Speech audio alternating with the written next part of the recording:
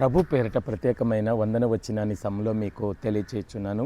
ఎఫెసీ పత్రిక 4:27 వాక్యంలో అపోస్తలుడైనటువంటి పౌలు ఏమంటున్నాడంటే, అపవాదికి ఏం చేయవకండి, చోటు ఇవ్వకండి అంటున్నాడు. ఎందుకు అపవాదికి చోటిస్తే నీ ఆత్మీయ జీవితం పతనావస్థ స్థితిలోనికి వెళుతుంది.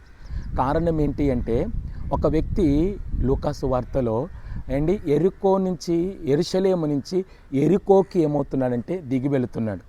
ఎరికో నుంచి యెరూషలేమునకు ఎక్కి వెళ్ళాల్సిన వ్యక్తి యెరూషలేము నుంచి ఎరికోకి ఏమవుతున్నాడంటే దిగి వెళుతున్నాడు అన్నాడు. అంటే నీ ఆత్మీయ జీవితం పతనావస్థ స్థితిలోనికి తీసుకుని వెళ్ళేది ఎవరంటే అపవాది.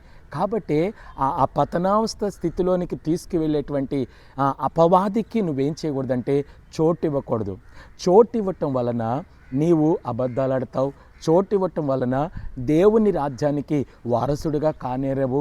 చోటు ఇవ్వటం వలన నీ ఆత్మీయ జీవితం, నీ అంతరంగ జీవితం, నీ కుటుంబ జీవితం ఏమవుతుందంటే పతనమైపోతుంది. కాబట్టి యేసు ప్రభుకి నువ్వు చోటిచ్చి అపవాదికి నువ్వు చోటు ఇవ్వకుండా నువ్వు జీవించినట్లయితే యేసుక్రీస్తు ద్వారా కలిగేటువంటి ఆ నిత్య జీవములో ఉన్నటువంటి ఆ మాధుర్యతను నీ జీవితంలో నువ్వేం చేయగలవంటే స్వేచ్ఛగా స్వాతంత్ర్యముగా అనుభవించగలవు.